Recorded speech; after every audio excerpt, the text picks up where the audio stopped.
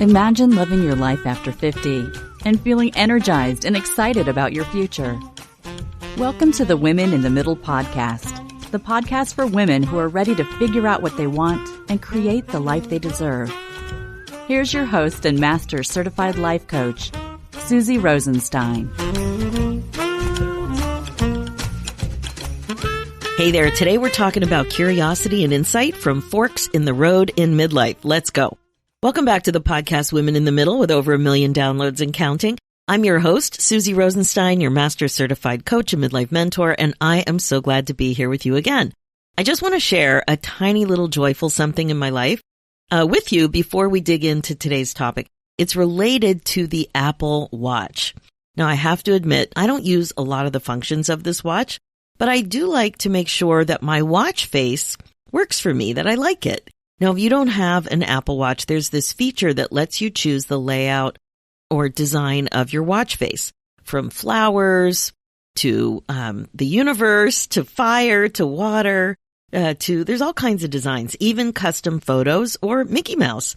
So if that kind of stuff isn't for you, you can just make sure that you like the way your clock numbers for time are laid out, like digital or analog. I like a classic looking watch face when it comes to the numbers. Now, imagine my joyful glee when I updated my watch last week and noticed a new watch face option.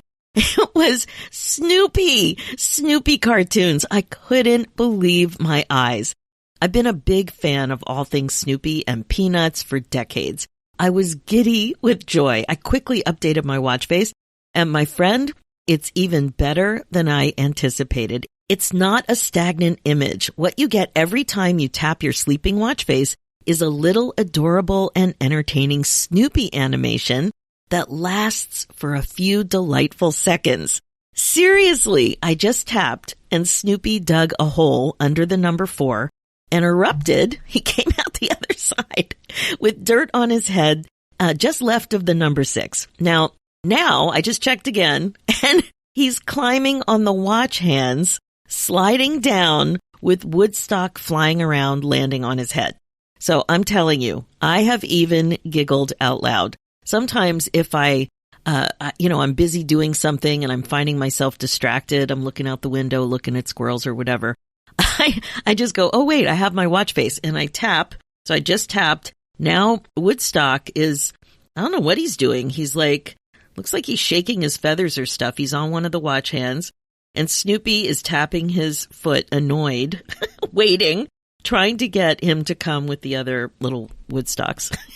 It's just so funny. That's it. That's how long it takes. And it's just adorable. So I'm sharing this for 2 reasons, other than to tell you to update your phone and check it out if you have this kind of phone. So the first thing is, little moments of joy are totally underrated, especially when you're super busy and stressed. So please be on the lookout for more little moments of joy. And 2, I so appreciate it when a company or somebody individually over delivers. In my mind, whoever thought to create these little animations instead of static cartoons for the watch face was brilliant. I would love to have them on the podcast. So if you have any leads, let me know. It is just so much fun. All right. So a little diversion, but I really wanted to share that with you. Today, we're talking about something I've been thinking about for quite a bit lately. It's related to decision making, which is a common hot topic in midlife. And it's related to its cousin, confusion. And that was me. I have lots of experience with confusion. So both decision making and confusion are big topics with my clients in the academy and during a midlife funk for sure. And like I said, I feel like confusion is a close friend of mine. I got to know her really well when I was stuck from 45 years old to 50. 5 years of stuckness and big time confusion. There was more going on too, and we'll get to that a bit later. But with coaching, one of the super important things to do is to find thoughts. And as you know, thoughts can be sneaky and surprising. So we have to get sneaky and surprising. And that's what we're going to do today. We're going to use a sneaky strategy to find thoughts of yours that will give you insight that will help you in midlife. And these thoughts are going to be related to forks in the road of your life. But just quick, before we get going, I want to invite you to take advantage of an offer I've brought back to have a fun and meaningful way to get some solid clarity and excitement around your vision for your future or even for the next year. In fact, I think this will actually put you on the road to creating some midlife magic, and you'll do that with a powerful combination of coaching and a vision board that actually works. Now, I know when you're unclear about what's next, it can be hard to even imagine what might be on the other side of your midlife stuckness. So that's why I want to offer this easy way to start moving in an exciting direction that is uniquely yours. You can give yourself the forward momentum that you need in the form of a midlife vision board coaching pack. It's a 2-session private coaching package around how you're going to create what you really want in your life with a vision board kit and strategy that really works. So check it out. Head over to my website at susierosenstein.com/shop or susierosenstein.com and click the podcast tab, and you'll see the summary notes for this show, episode 335. This is a totally fun way to start doing something about what you know will make you happier. That's really what we're talking about. That's what this podcast is about. We got to figure out how to intentionally create more happiness and fulfillment in your life. And we do that with intention, and this is a great way to do it. Okay, so now let's get started with this whole idea of curiosity and insights from forks in the road in your life. I'm pretty sure you've heard that expression, a fork in the road. A fork in the road is commonly used, like that expression is commonly used to describe a decision point between two things or two directions. It's a time where you have to make a choice to go one way or another, to take one path or a very different path, and there's some weightiness to the decision. It's often a pretty substantial choice. 2 options are possible, and you need to pick one and usually stick with it. It's not like, oh, should I wear the blue shirt or the red shirt today? No, it's not like that. It's a bigger deal. Like maybe you're in love with 2 people and you have to pick one. Or you get 2 job offers and they are in different towns. You got to pick one. Or maybe you have to decide to stay or go, whatever that means for you. That kind of thing. Forks in the road are common and they tend to cause a lot of confusion. The confusion can make decision-making challenging, but that's not the part we're talking about today. I've done an episode on decision-making and I'll pop it in the show notes. So I would like to suggest that being curious about past forks in the road in your life can be a huge source of juicy mindfulness gold. Here's what I mean. Like I said before, sometimes you can really benefit from a sneak attack on your thoughts. And today we're gonna do that by going on a fork hunt. That is specifically hunting for forks in the road from your past. And it's a great way to get some solid insight into what makes you tick. And that, my friend, is the way you think about your choices and your options. As an older and wiser midlife gal, they might be working for you or not. And if not, you can totally tweak your process. Now, it's important because the way you make decisions is related to the way you think about what's possible for you in all kinds of situations. Now, you may want to pause and hear that idea again. Taking a close look at how you've made big decisions in your life is important because the way you make decisions is related to the way you think about what's possible for you in all kinds of situations. So grab a coffee or a cup of tea and a piece of paper and pen. Let's start this hunt. Number 1, the first thing to do is to think about forks, not the forks in your kitchen drawer. Think about your own personal forks in the road over the years.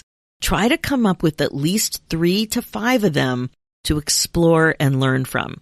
You can even go in the Wayback Machine to mine for true gold. That's what I did. So I'm going to share 3 of mine, and we'll be referring to them as we go through this process. So I went back to 1982 for this one. It really stands out for me. I was a sophomore at Westchester State College, now it's called Westchester University, in Pennsylvania. It was an hour from my home, where I grew up.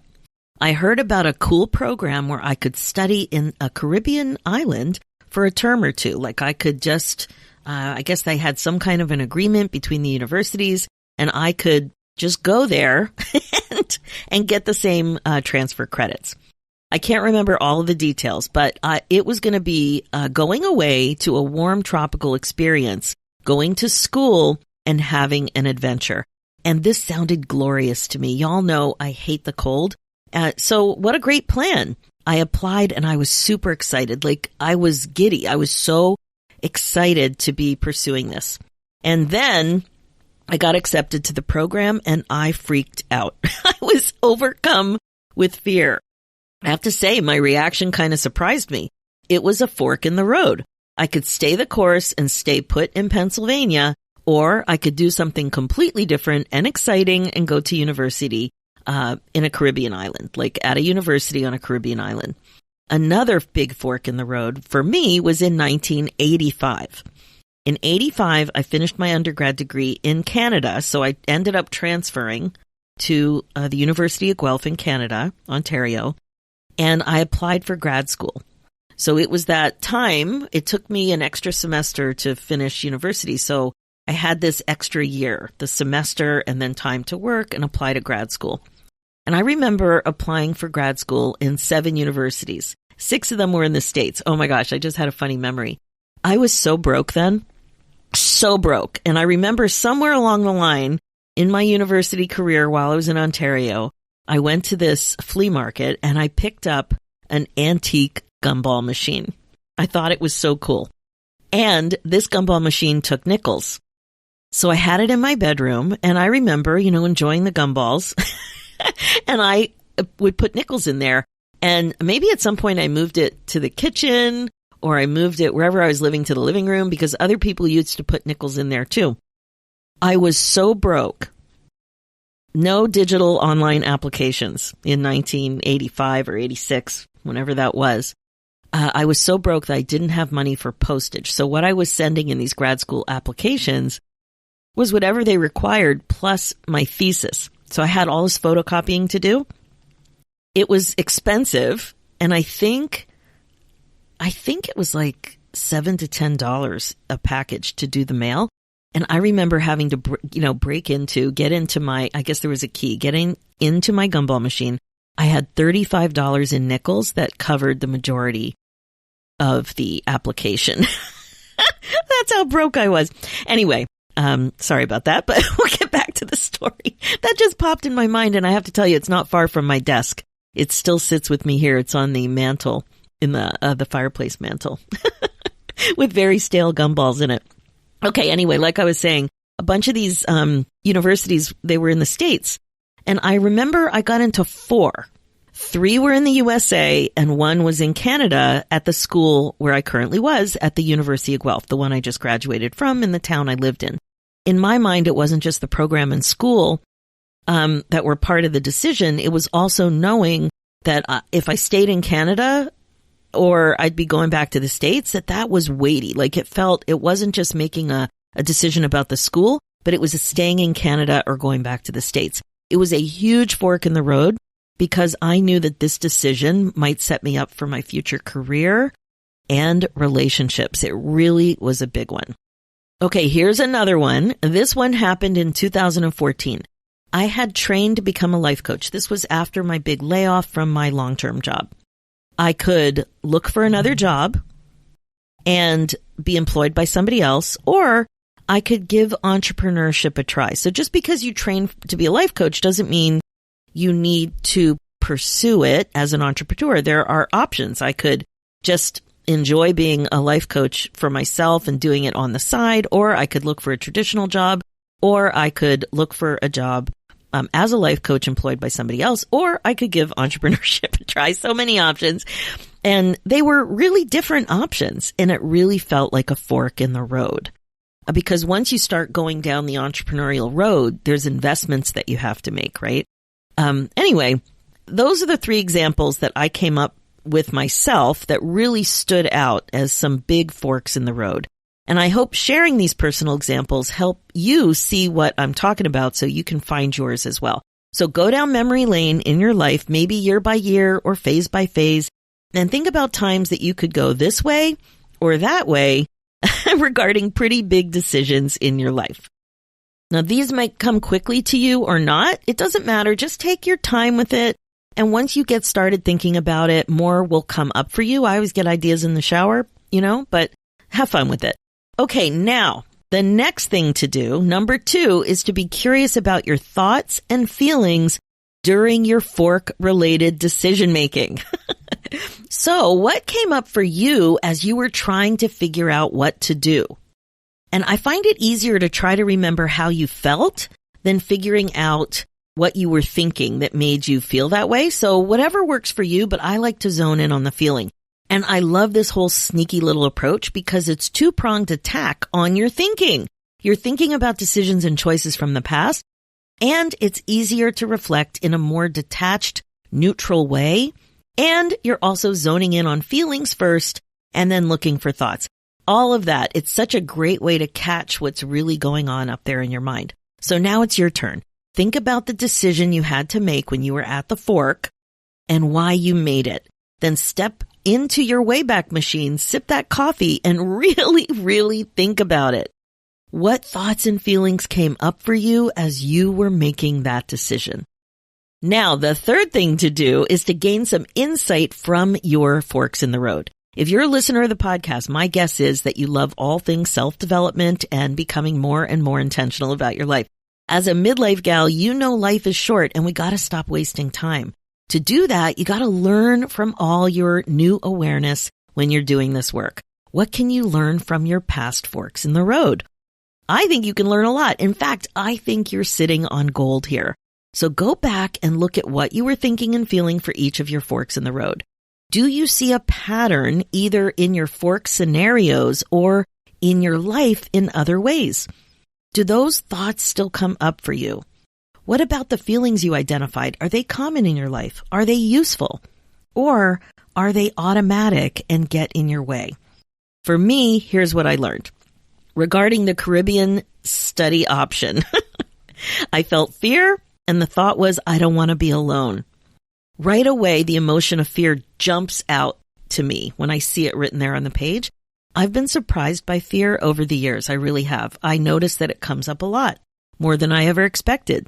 The fear of not wanting to be alone with travel in like bigger travel situations, like I would never go to Europe on vacation by myself, like especially back in the 80s and 90s when all my friends were doing it. They were going for a couple of months. I would never do that. Not for me.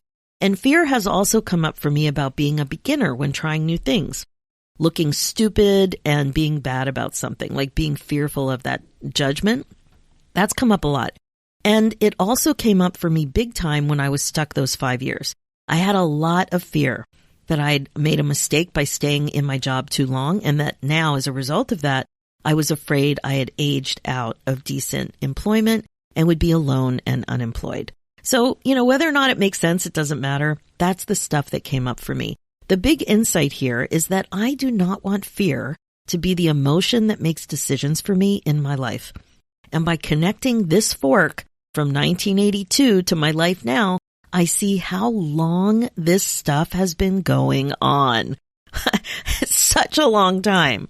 Okay, the next one was leave Canada option. The feeling that came up was sadness. And the thought was, I love the life and friends I've created here. Now, this one's really interesting. Sadness about leaving Canada.